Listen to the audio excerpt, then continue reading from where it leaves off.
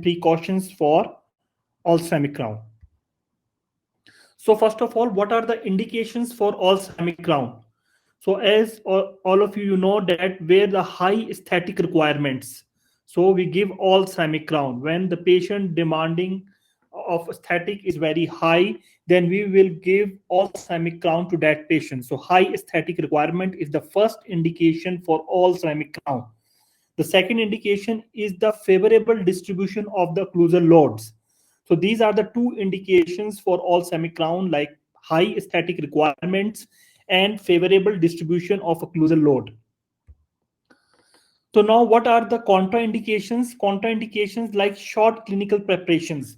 Like there are some patient having small teeth, okay, or clinical crown height is very short. So we cannot give ophthalmic crown to that patient, because in ophthalmic crown we have to reduce 2 millimeter of the tooth from all surfaces. So if the tooth is already very small or short, so we cannot reduce further. Okay, so that's why it is the contraindication that in short clinical crowns it is contraindicated to give ophthalmic crown. So second contraindication is the thin teeth faciolingually. Okay, there are some patients having very thin teeth faciolingually. So again, we cannot give ophthalmic crown to those patients having thin teeth faciolingually, because we have to reduce 2 millimeter from all surfaces. So if the tooth is already very thin faciolingually, so we cannot reduce the to 2 millimeter. So that's why this is another contraindication for ophthalmic crown. So if the patient having short clinical crown height, and if the patient teeth are thin faciolingually, so we cannot give ophthalmic crown to those patients. So the third contraindication for ophthalmic crown is unfavorable distribution of occlusal load. Okay, some patient having edge to edge bite, or there are certain discrepancy in the occlusion in certain patient having cross bite, so we cannot give ophthalmic crown to those patient. So the fourth contraindication for ophthalmic crown, that should not be used when opposing teeth occlude on the cervical fifth of the lingual surface. This means like some patient having deep bite, okay, or patient having vertical overlap, so we cannot give in those conditions like ophthalmic crown. So these are the contraindications, these are the conditions where we cannot give ophthalmic crown to the patient. So now what are the advantages for ophthalmic crown? The advantage is best aesthetic, okay, and second advantage is the good gingival tissue tolerance. Okay, so biocompatibility is very good for all ophthalmic material, and it is highly aesthetic material.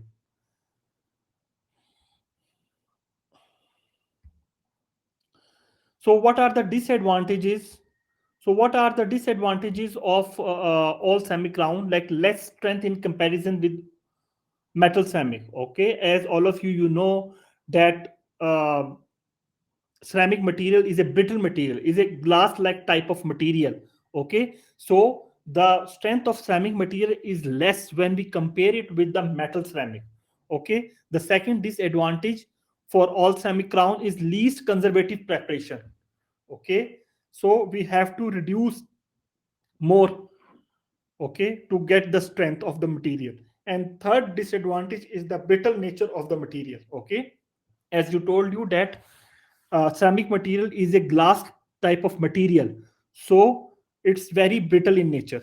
So these are the disadvantages for all ceramic crown. Now comes the steps of tooth preparation, that how we prepare the tooth for all ceramic crown. So it's very easy. So first of all, these are the steps and armamentarium used to prepare the tooth for all ceramic crown. Like step one is prepare a putty index. Okay, so what is putty index? Basically, putty index is a silicone rubber based material. Okay, before starting the tooth preparation, we take a quadrant impression. Okay, we take a small impression so that we can get 4, 5, 6 teeth in that impression. That is called putty index. So we cannot take the impression of whole arch. Okay, so we only want to take 5 6 teeth, okay, adjacent teeth, okay. For example, if we are working on the premolar tooth, so we have to take the impression from incisor to molar, okay, quadrant impression, that is called putty index. So what are the objective of taking putty index? Like, putty index is used to make the temporary crown, okay. This is the first advantage of the putty index, okay, that we make temporary crown with the help of this putty index. So that is why we take the putty index before starting the tooth preparation. The second advantage for putty index is, like, we check our preparation, that how much we reduce the tooth surface. So these are the two main advantages for this putty index. So the first step is to prepare the putty index with the help of silicone rubber based impression material. Step number 2, labial depth orientation groove. So first of all, you to do give the depth orientation groove on the labial surface. Then step 3, incisal depth orientation grooves and incisal reduction. Step 4, labial reduction. Step 5, lingual reduction below the cingulum. Step 6, lingual vertical wall reduction. Step 7, finishing the preparation. Step 8, finishing the shoulder. And step 9 is verification of the amount of reduction. So basically, in all ceramic crown tooth preparation, we have to give a shoulder finish line all around the tooth, okay, because it's in all ceramic.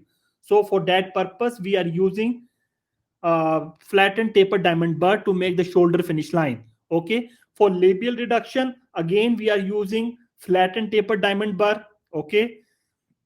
From the lingual surface above the cingulum area, we are using flattened taper diamond bar because we have to give the shoulder finish line.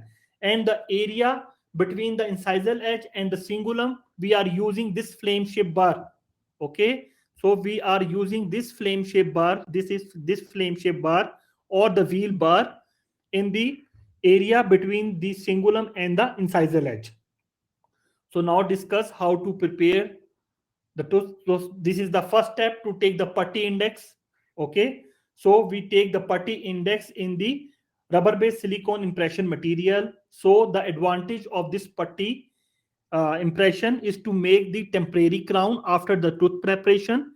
And second advantage, that we came to know how much we reduce the tooth structure, okay.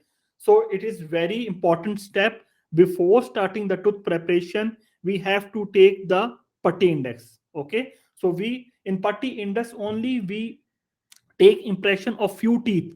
For example, if we are working on the premolar tooth, so we need putty index from incisor to molar. Or for example, if we are working on the central incisor tooth, so the putty index from first premolar to first premolar or from first canine to first canine is sufficient, okay.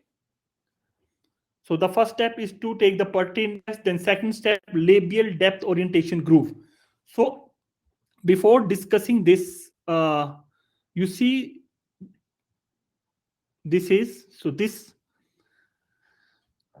incisor is also present in two plane, okay. Incisal half in different plane and cervical half you see in the different plane.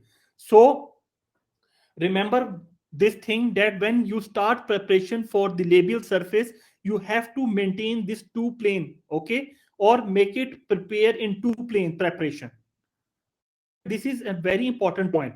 If you're not preparing the tooth surface in like uh, two plane, so it can cause damage to the pulp area, okay. So when you reduce the labial surface, you have to maintain two plane preparation. So in first picture, in first picture you see the angulation of cervical half, okay, in this direction. And in the second picture, this one, you see the angulation for the incisal half is along the long axis, okay, vertical, okay. Remember these two position. In first picture, this is angulation for the cervical half, and in the second picture, this picture, this is the angulation for the incisal half. So you put the depth orientation groove as you see in the third picture. You put depth orientation groove in the cervical half first, and then you put the depth orientation groove in the incisal half, as you seen in this fourth picture, okay. So again, in this, you see the depth orientation grooves. Okay, you put the depth orientation grooves in cervical half and in the incisal half. Okay, in the different angulation, so that when you prepare after finishing, it will prepare in two plane.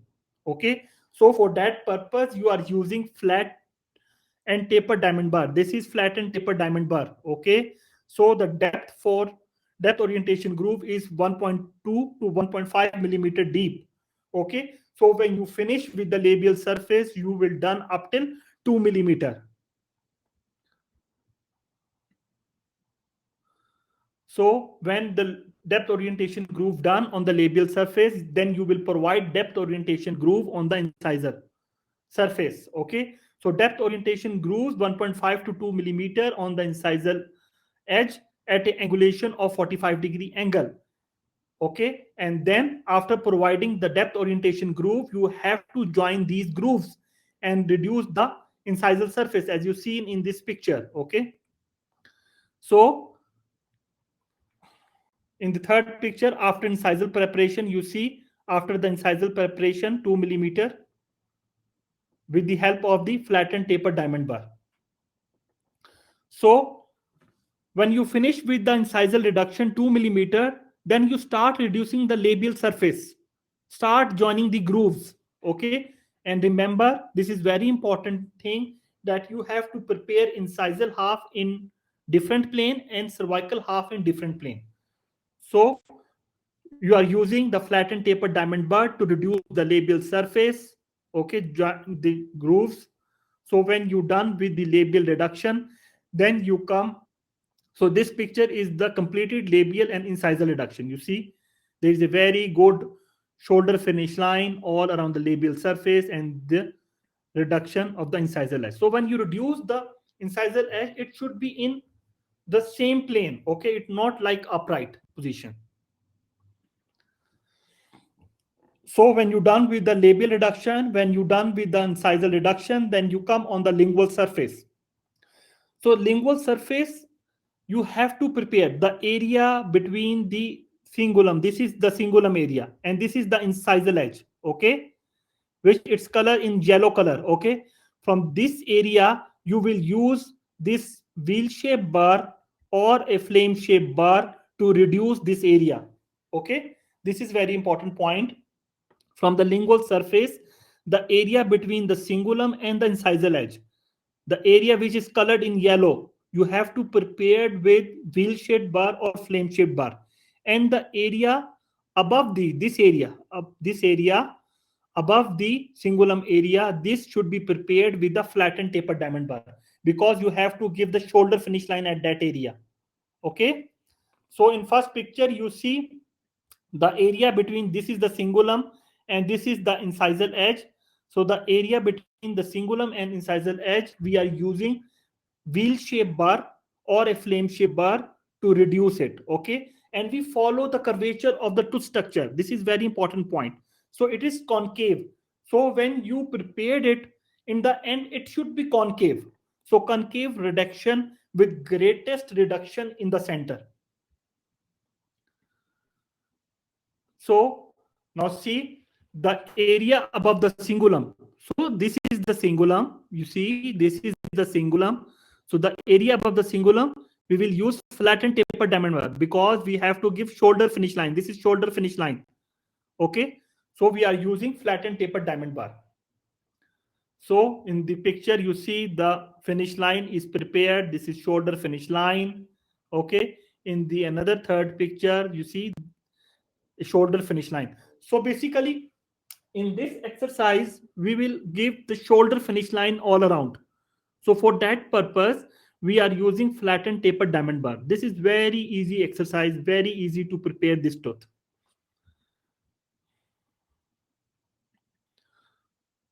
So now the finishing of the preparation, when you done with the labial reduction, when you have done with the incisal reduction, and then you done with the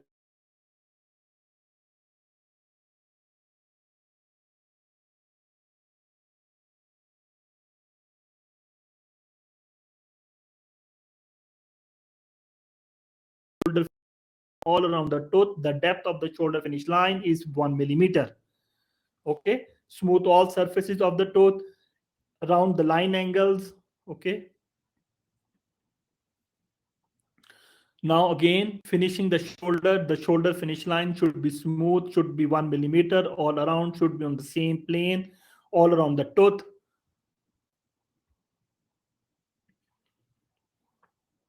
Now this is the completed preparation. You see clinically, this is the completed. There is very good shoulder finish line on the labial surface. There is a very good shoulder finish line on the lingual surface. Okay, so you see we reduce the lingual surface, make it concavity like the same tooth structure, and it seems like it's a miniature of a natural tooth structure after the tooth reduction. So the vertical lingual wall, this is the vertical lingual wall which we have to prepare with the flattened tapered diamond burr. It will provide retention and resistance. And this concave cingulum area which we will prepare with the flame shaped burr or a wheel shaped burr, it provides structural durability. Okay, so you see the labial surface we will prepare in two plane. Okay, you see cervical half in different plane and the incisal half in different plane. Okay, so this is basically the two plane preparation. Okay, so this is the two plane preparation. You see on the labial surface cervical half in different plane and incisal half in the different plane. You see this is different plane and this is different plane. So in the end, you will prepare the labial surface in two plane. So this axial reduction will provide the retention, resistance, and structural durability. The rounded angles provide structural durability. The radial shoulder, which is 1 millimeter all around the tooth structure, it will provide marginal integrity, structural durability, periodontal preservation, and resistance.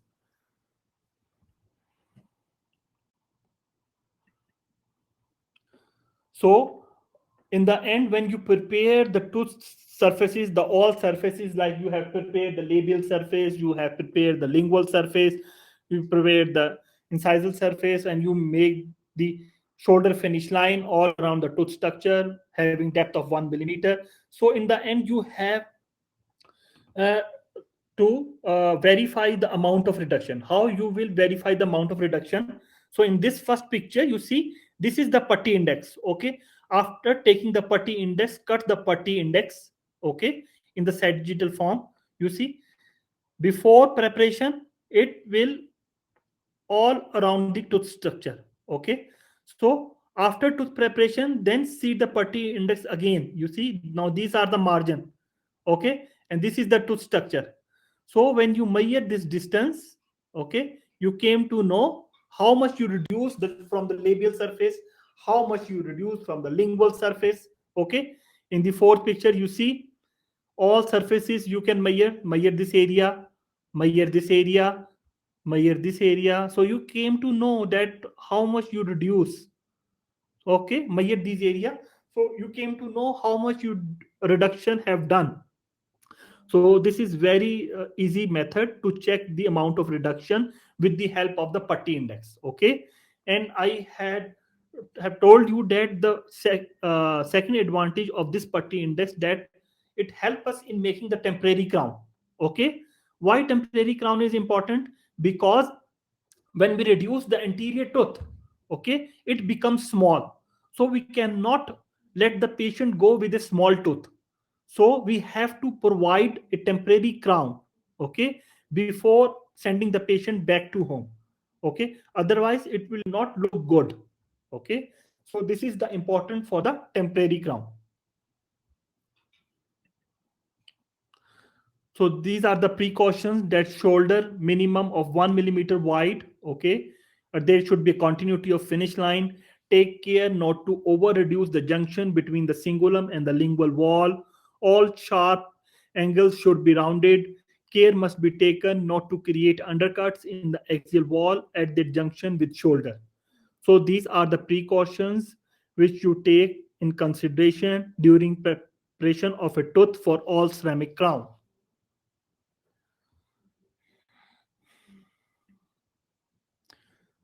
So summary, the preparation is for conventional all ceramic only. So the new ever material like zirconia has different physical properties and different preparation method. So thank you very much. You are welcome to ask any question.